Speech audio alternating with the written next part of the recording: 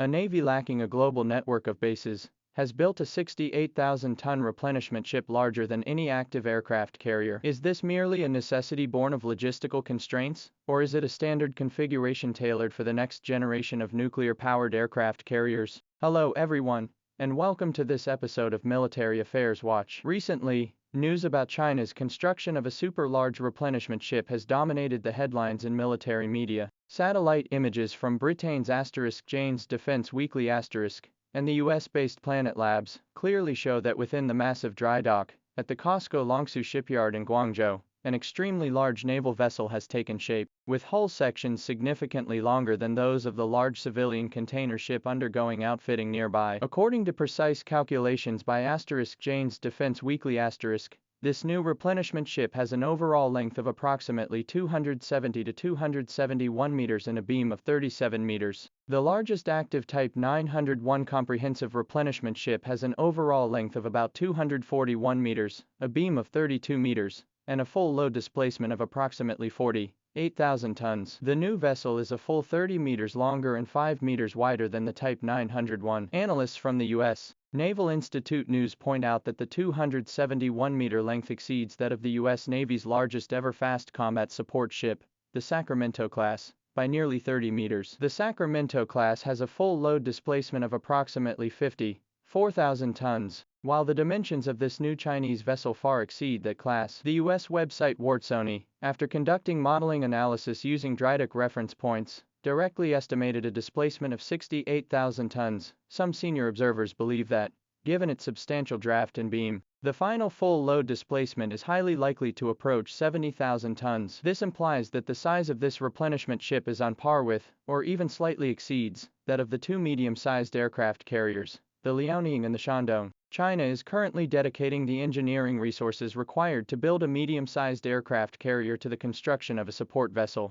The emergence of this super supply ship confirms a basic military principle: the tonnage and overall design of a supply ship must be precisely matched to the aircraft carrier strike group it serves. The original design intent of the in-service Type 901 supply ships was to support medium-sized aircraft carriers like the Liaoning and Shandong, which have a full load displacement of approximately 60,000 tons and employ ski jump takeoff. Whether it be the height of the supply gantry, or the requirement for a maximum speed of 25 knots, these specifications were closely aligned with the framework of Soviet-style aircraft carriers. The Liaoning and Shandong feature compact internal spaces, a limited total number of aircraft, and clearly defined daily consumption limits for aviation fuel and ammunition. However, with the commissioning of the Fujian, an electromagnetic catapult-equipped aircraft carrier with a full load displacement exceeding 80,000 tons, the situation has fundamentally changed. The Fujian features a longer flight deck, a larger hangar, and 3 electromagnetic catapults. In the future,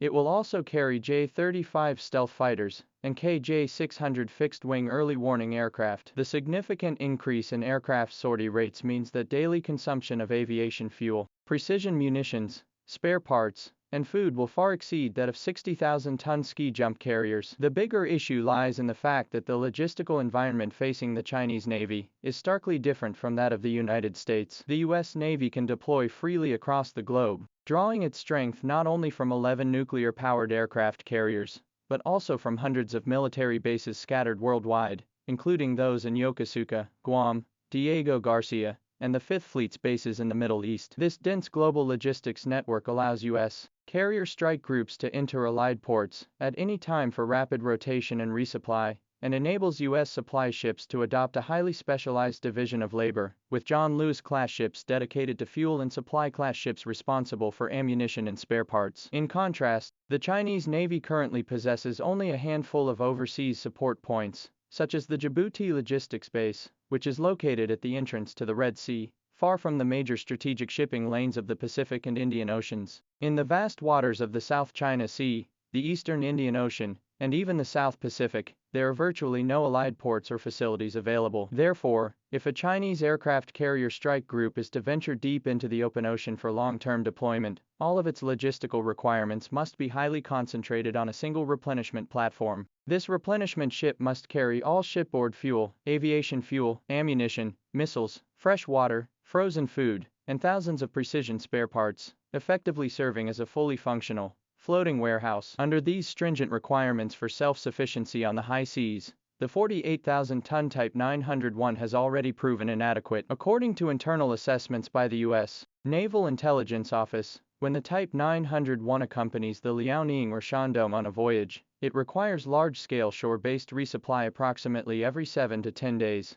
making it impossible to achieve truly sustained transoceanic deployment. A super supply ship exceeding 60,000 tons, however, can extend this high-intensity resupply cycle to over 15 days, granting the carrier strike group the strategic flexibility to venture deep into the open ocean. Beyond logistical constraints, another key factor is the evolution of aircraft carrier propulsion systems. It is widely believed that China's fourth aircraft carrier will likely adopt nuclear propulsion. While nuclear-powered carriers do not require frequent replenishment of ship fuel, their consumption of aviation fuel and ammunition is actually higher, as the space previously used to store thousands of tons of heavy fuel oil can be entirely repurposed for carrying aviation fuel and weapons. Take the Nimitz class as an example.